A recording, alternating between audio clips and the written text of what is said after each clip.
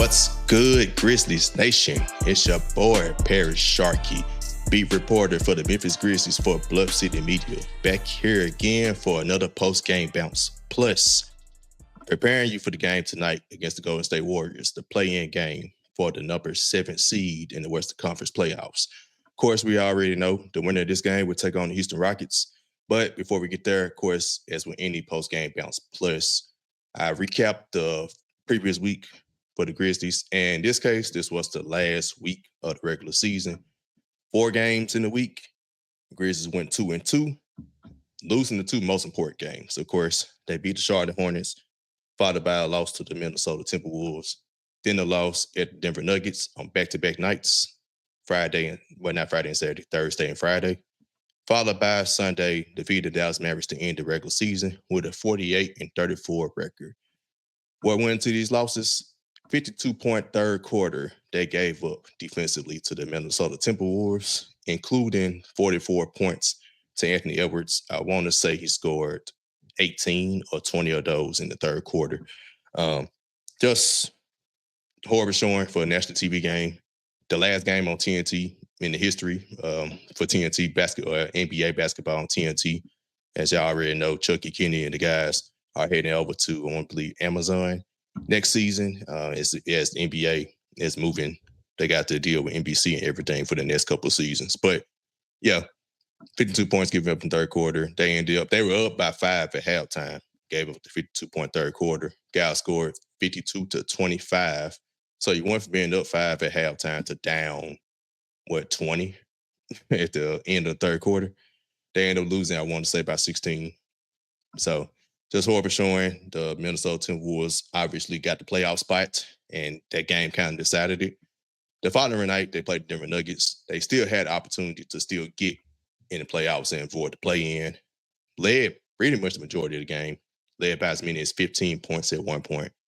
But leading 103-108, 108-103 with about, 6 minutes to go, as a matter of fact. The Grizzlies scored 1 point in the last 6 minutes of that game. With 6 minutes to go, the score is 108-103. They allowed the Nuggets to go on a 14-1 run to lose the game, 117-109. And there you go. That's how you end up in the play-in situation that they have. Unfortunately, they had another loss in the week. Although they beat the Charlotte Hornets, Jalen Wells went down in a horrific injury. Unfortunate. Glad he's doing well. He is likely out for the season with a broken wrist. He also suffered a concussion, a mild concussion, among some other things. But he was out of hospital. He was back with the team. He was back on the bench for that game against Minnesota, as a matter of fact. So he's already back. Glad he's doing well. But we will be without him for the rest of the season. Going forward, they kind of already hinted at their playoff rotation, or play-in rotation in this case, since they're not guaranteed a playoff spot quite yet. They did rest the players. Ja Morant, of course, Jaren Jackson, Desmond Bane, Scottie Pippen Jr., Zach Edey, Santi Aldama, Luke Kennard. All those guys rested at the regular season finale against the Dallas Mavericks, which hinted at who would be part of the playoff rotation. Also, I will insert Vince Williams Jr. into that conversation. The Grizzlies needed 8 players to play against Dallas, and he made player number 8. If he didn't play that game and rested, they would only had 7 players and we had to forfeit. So obviously, someone had to play. Vince Williams only played like 27 games this season, so he had to be the one who had to play that game. Also, still working his way back. We thought he would play better than he has been this season after his upbeat last season, but the injury set him back. I also said GG Jackson back, but hopefully the future is bright and we can get them 2 back on track next year. But GG, yeah, we'll see. He did struggle against Dallas a little bit. But just to get you prepared for the Golden State Warriors game tonight, I do got one of my guys on. He lives out in that Bay Area. His name is Darren. He has a show called the Fatboy FadeAway Sports podcast. Have him on to talk a little bit Grizzlies Warriors preview for the game. But before I get there, I want to give you some things about the Grizzlies in the state of California this year. They are 0-8 when they play in the state of California this year. So the odds are stacked against them. They lost both games they played at Golden State. Both games they played at the Clippers. Both games they played at the Lakers, and both games they played at the Sacramento Kings. There you have it. So, and this is their third try in Golden State or in San Francisco, and this is their ninth try overall in the state of California. Good thing it is a rivalry game. Of course, they should get up for the game regardless because it's play-in. But with it being a rivalry aspect, these teams to face off, this is their third postseason matchup since the Ja Morant era began. So Ja Morant versus Steph Curry, essentially. This is the third postseason matchup, second play-in matchup. Grizzlies did defeat Golden State in the play-in back in 2021. 2022, of course, we know what happened. Second round of playoffs, Grizzlies failed in 6 games to the Warriors, who eventually won the championship. This year, you still got smoke. Ja Morant, Buddy Hield, the finger gun situation back in Memphis in their last matchup. Jimmy Butler saying, at least through outlets, he didn't directly say it, but through outlets, he did say he didn't want to be in Memphis. You add that to it. But what also does help the Grizzlies, and this is an advantage that they have, Golden State is older. Of course, they were older during the last matchup, of course, as well. But this case, it's short rest. They played a high-intensity game against the Clippers on Sunday. Jimmy Butler did get hurt and was limping late in that game. Steph Curry is already playing through an injury, although he still scored 36 points. It may not affect him that much, but he only got one day rest. Same thing with Jimmy and that. I think it was a thigh injury. He got kneed in the thigh by Kawhi Leonard. And Draymond Green, I forgot what injury he had earlier in the game, but he did come back and play the rest of that game. So you got those 3 players. That's their core on a 1 day rest. Grizzlies need to take advantage. They have opportunity, but I give my prediction when I give my game preview with my guy Darren. But before we get to that, last thing, watch party, Ghost River Brewing Company. Go on, kick it with your boys, man. Bluff City Media watch party. Going to do a pregame show before the game. Of course, watch the game. The game is at 9 o'clock, but the show or the watch party actually starts at 7. So go on, come up, pull up. Also, it's a raffle drawing. The raffle drawing includes 2 tickets. 2 tickets to second row seats for either the play-in game. If the Grizzlies lose to Golden State, they have play-in game Friday. The raffle would be for the 2 tickets, second row to that game, or a playoff game where they win. If they beat Golden State, they would play Houston. If they lose to Golden State and win the play-in game at home Friday, they play the Oklahoma City Thunder, which means they have a game 3 at home, game 4 at home as well. So the raffle would be, in that case, it would likely go to if they beat Golden State, you'll get the raffle for the Houston game. If they lose, it would be for the play-in game. So if there ain't enough for you to come show up, hey, I don't know what to tell you, man. That's a great prize at potentially winning. So go and pull up with your boys. I'll be there. Anthony Sane probably be there. Drew Gann, Rusty Witten from the 2 Buck Show. Kenny Stubblefield, our producer behind the scenes. And more, man, more BCM's finding. So, yeah, come up, pull up with your boys. But next time y'all hear me, y'all see me with my guy, Darren, from Fatboy FadeAway Sports, discussing the Grizzlies-Warriors matchup after this commercial break.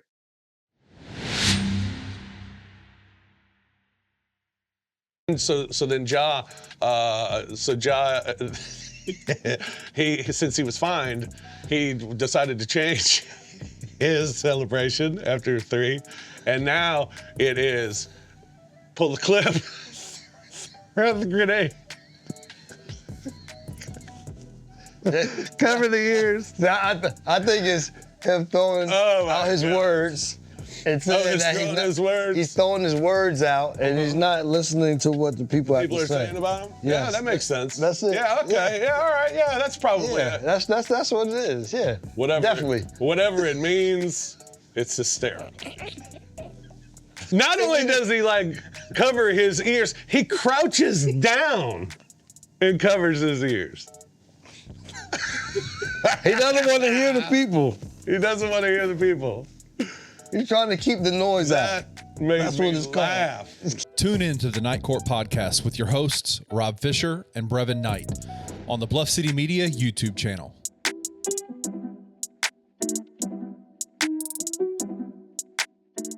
I guess let's do the role play. Trey, you are Dane. I am the NCAA. You say what? I want another year. And I say, you played your 4 years. But, sir, I didn't. There's so many people out here that are getting fifth year. I only played, I played 4 years of college basketball, one of which was 3 games.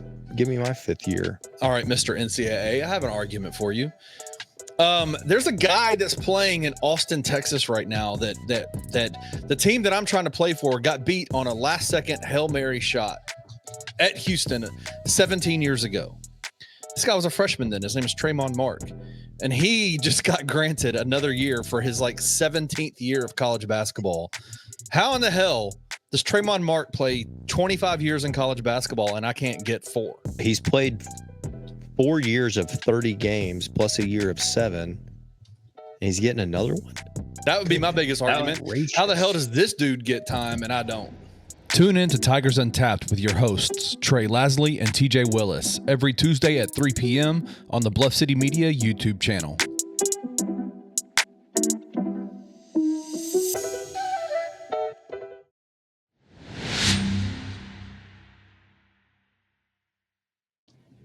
All right, I'm back. Grizzlies people again.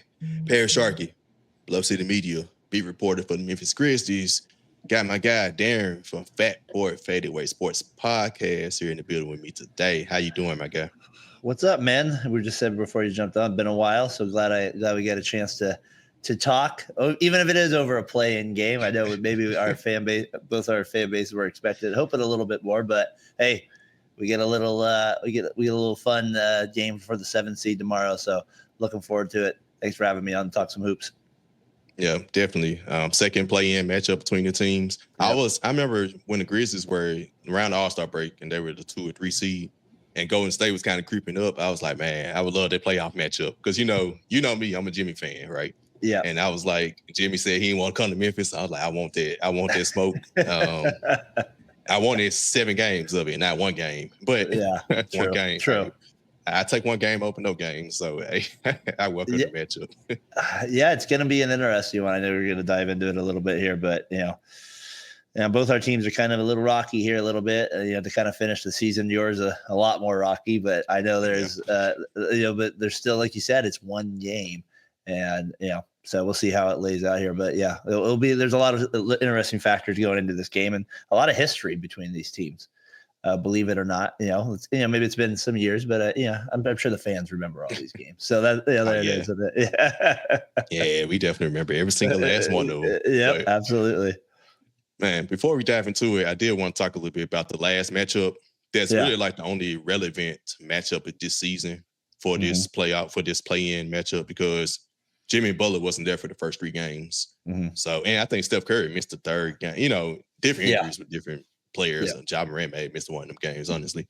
But you had that matchup with Steph he had like 20 points in the first quarter. I was there live, right?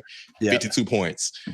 Jimmy Butler had 27, and Ja had 35. Ja seems to always do well against Golden State, but of course, Steph always get healed. So just thinking about that matchup, outside, of course, the finger gun situation that happened to end with Buddy Hield and Ja Morant. Oh, yeah, that's right, yeah. What are your takeaways from that matchup? What are your takeaways from that matchup that you feel like that y'all can include, that you feel like y'all have advantage for this game? Yeah, no, it was funny. I did like a little emergency pod last night on our end, and I actually brought up that game because as somebody, the one thing that has me nervous because of that game is like, you guys play, both teams were just awful defensively. I mean, both teams were not good. And the one thing that has me a little concerned as a Warriors fan is like, you're right. Like we beat you guys 134, 125, or right around that score. But the thing that worries me is like, can we get another 42 first quarter? Like those things are kind of unlikely, right? And then Steph hitting 12 threes and dropping 52. I mean, he's going to get his points. We all know that, but the way he got it was kind of, I mean, it was he go 9 for 9 to start? Yeah, it was like something insane like that. And he subbed back in, I remember, in that game, and I want to say it was the 4th quarter with like 7 minutes left. And I think the first 2 shots he took were like what I call Hail Mary threes. Yeah. Like he was just testing himself to get Yeah, try to get the record. You could tell those were his 2 shots to get the record that he played basketball from there and then on out. But that would be when I read into that game. The only thing I biggest takeaway is that the Grizzlies are either they're just exposed. They're not playing very well defensively. Like you guys are way off, and we are. And we're not you saw that in the Clippers game. Like we struggle getting stops when it matters now. And that used to be our calling card when we won championships. And, they were able to get stops in crunch time. And that would be my concern is like you guys stay closer because Steph doesn't have quite the game he has. They don't score 42 in a quarter. And then, you guys are able to kind of stay in it late on the road. So I don't know. I kind of throw out that game, to be honest with you, other than just, I got to think you guys are going to be better defensively in that game. But I don't know. Yeah, that's maybe me being pessimistic a little bit with it, but like, I'm also looking at it from that side too. Yeah. Yeah. I mean, y'all scored 42 in the first quarter. Oh, I think y'all had scored 45. Minnesota scored 52 in the third quarter on Memphis Thursday. So I don't know what's up with that. I feel like you guys should be better defensively. Often. I feel like you should be better. Like, I mean, do you think the players? So yeah, go ahead. It's the players. It's not even just Edie. Like, remember, like even our perimeter, like Ja Morant, the greatest defensively. Desmond Bane and greatest defensively. Sure. Jalen Wells was our best defender. He's out for the season now, right? Yep. Vince Williams has been hurt. He's supposed to be a good defender, but he's still been kind of battling back from that injury, so he hasn't gotten back to where he was last year. And also, he played for a team last year that wasn't playing relevant basketball. Now he's playing in, high stakes games as a role player. It's a different feeling. You already know Luke Kennard ain't playing no defense. And Santi Aldama ain't playing no defense. And Santi Aldama is the main person like teams have been targeting. I think Zach Edey he's been holding his own, but of course, if you switch out to the perimeter, it's not just him. Any center ain't finna be. It's not guarding Steph Curry or anybody on the perimeter. So, and even Jaren, I think Jaren just has so much on him because it's like it's him. He has to cover for every single body, and it's just kind of just burning them in the wrong situations. And it's always one quarter. Like we always give up like a 40-point quarter, like every game. Like it's just crazy quarter, and that be the quarter. We lose the game by like 8 points, but you gave up a 42-point quarter, a 52-point quarter. Like that lost you the game. So it's been a recurring problem since. It's crazy enough. Marcus Smart didn't play that much, but since they traded him and Jake LaRavia, it just they go hand in hand almost. But it's also a tougher schedule, so maybe it's just actually playing real teams and it's showing what they really were. Yeah, I guess I don't know. I just don't see it. The game matters, but it doesn't really matter that much to me because of the one play-in scenario. Like, and I just seen the Warriors trip up too many times in play-in situations. And like, who thought Xavier Tillman would kill us last time we played you? Like, you know what I mean? Like, it doesn't inspire. I just kind of throw it out a little bit and know, hey, we scored 42. Steph had an incredible game in that one, and the Grizzlies are awful defensively, which gives me a lot of hope. That means they can score at will. And so that means if they're like down 8, it doesn't matter that much in that regard. So I think that's my biggest takeaway from that game, that I kind of look forward there. Those are the factors for me. Yeah. Last question is, what do you have? What is there to watch for? Like, is there a specific matchup, or is there anything in this game that you feel like everybody needs to pay attention to? Well, we did trade for your boy, Jimmy Buckets, right? Playoff Jimmy. And he played well against the Clippers. He did. I'm not hating on him for it. So I expect him to show up tomorrow night. And that's a big factor that had me not thinking this team was even a playoff team a few months before they got him. Like, you know what I mean? Like he gave them that second score they needed. So he's the first guy I look at. And then in that Clippers game also, Kerr didn't play Kuminga, which, whatever, Kuminga's kind of been struggling. But I just realized it. Yeah, he was a DMP that day. He didn't play him. Was he a factor at all in this game? And then Peyton finished the game opposed to Moody, which, Peyton's he did some good things, but Moody at least is a threat offensively a little bit, right? And so he's more of a two-way player, or at least he's been playing like that the second half of this season. So those would be like some small factors that I kind of look for as a Warriors fan. Is like obviously the big guys. Butler needs to show up. We know what we need to get from Curry and Green, but that Moody Payton kind of role is going to be interesting. Can Moody, do they end up playing him more in crunch time? And then of course it comes down to Pods a little too. He's been getting a lot of minutes. He's been really good since Jimmy Butler came over. And he's been on fire from 3 recently, kind of a little rough stretch the last couple games, but he's still been really good. So those would be some big things for me, but I am interested in that Moody Payton thing. It's small, but for me, it really mattered at the end of the game. I was like, you could tell it was Curry, Butler, and nobody else really wanted to shoot. So, you know what I mean? So that will make a difference. And against a team that's not as good as defensively as the Clippers, that doesn't have Zubats necessarily in the middle. I'm interested to see if they can get what they want with some of those guys. Yep, definitely. I could definitely see that. And it's the ultimate small ball versus the Grizzlies don't necessarily play bully ball, but it's significant height advantage the Grizzlies have with Zach Edey and Jaren Jackson. And my thing to watch for the Grizzlies is, are they actually going to try and take advantage early? And also, I want to see a Golden State. I saw y'all double Zubac again. Yep. Clippers game. Will y'all, if we decide to throw it down to Edey, will y'all double him? Or if Jaren I know with Jaren post, y'all are going to double him because he's been having his way this season. So I'm just interested in y'all the Grizzlies with new coach Tomas Isolo. He does seem like he kind of tries to attack some mismatches, unlike Taylor Jenkins, who just ran his system and that was it.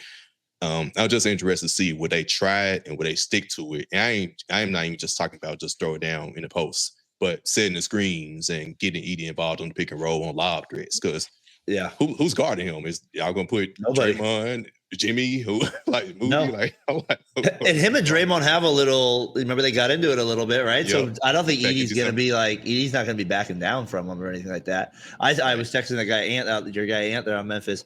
I was asking him. I was saying like Edey, he's not Zubats, but he's big, lumbering, kind of that size. Not the defensive player, obviously Zubats is, but offensively.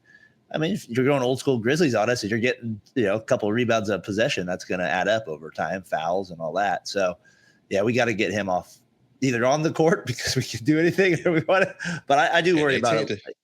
I worry about him just a little bit. They tend to foul. So that's what I'm probably worried about. If I had to say I'm worried about something, it's the foul trouble with Jaren and Edey, especially Jaren. If he gets in foul trouble, you guys are in trouble. Draymond spoke about it last game. He said, bro, it's his 7th year. He got to do better. Because, they both went to Michigan State. So Draymond, they had the Michigan State. I remember that. It's like his big brother. So he got to do better. You got your own NBA players calling you out on it.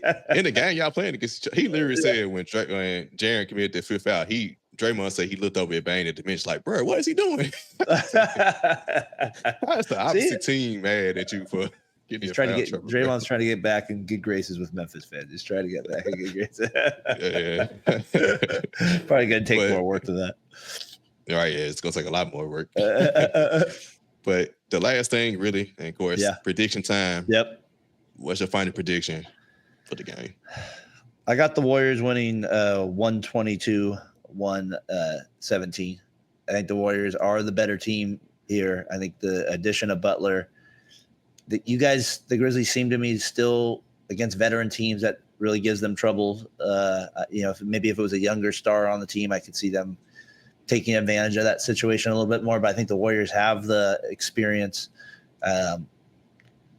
We have that second scorer in Butler now that eases a little bit of that off Curry. And I think we're just a little bit better defensively. That gives us just an edge when we need it at the end of the game.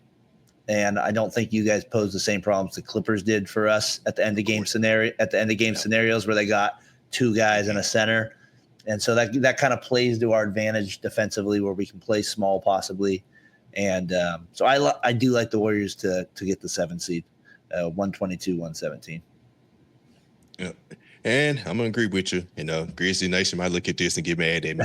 Or now some are wanting us to lose out and just get our draft pick back. Well, there's that. Some actually might be excited about my prediction, but I'm the type of person I go with, once I believe what I see. If you see it, believe it. The Grizzlies haven't beat a Western Conference team with a winning record since January the 30th. It is April the 14th of this recording, April 15th of this game. That's almost 3 months. Yeah. And there's no way I'm about to predict something I haven't seen in almost 3 months. So, yes. Yeah, that's rough. That's rough. That's rough. There's no way I predicted that. And also, they are 0-8 in the state of California. They haven't won in California this season. All right. All odds are stacked up. There's no way I could predict them to win this game. Now, do they have a shot? Sure. Golden State, y'all are older. Y'all are an older team. Y'all only got 1 day of rest. Jimmy was limping at the end. Steph is already banked up. Draymond got a little banked up. It makes sense. It sets up for Memphis. Ja Morant, Dez, and Jaren are back. They are all playing. They are healthy. They all probably going to play extended minutes that they haven't played this season. So they already young, and they should be rested. Yeah. Anyway, and they rested. They didn't play Sunday. So they have the advantage to really pull it off. Yeah. But I got to see it to believe it. And there's no way I can predict it. So similar score-wise, knowing the Grizzlies defense, 122 sound about right. I'd say 125 to 121. Right. I jump it up a little bit more. But yeah, man, appreciate you. Coming to rock with me, man. Like I said, y'all, this is my guy, man. Darren, man. We don't go back. When I first started podcasting, I was, y'all supported me. I supported y'all show. Y'all started as well. So, man, I always appreciate it. West Coast Connect right here. Yep. Tell the people where to follow you at. Yeah, check us out at Fatboy FadeAway Sports. We usually do shows Sunday morning. Probably during the playoffs here, we might do a few more if the Warriors are able to hang in there.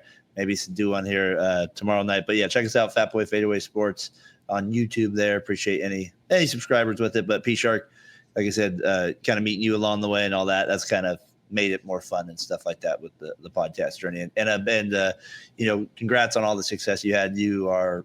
I can tell you've always been hard working with it. And so from afar, just kind of watching it, I know we don't talk every day, nothing like that, but just generally just seeing how you work.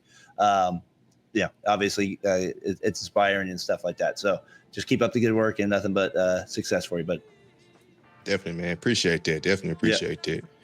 And as for me, Grizzlies fans, Warriors and Grizzlies fans can get along, as y'all can see on this podcast episode right here. But at least for a few minutes. Right. But to next time, y'all know me, man. Parish Sharkey, beat reporter for the Memphis Grizzlies for Bluff City Media. Signing off until next time. Peace.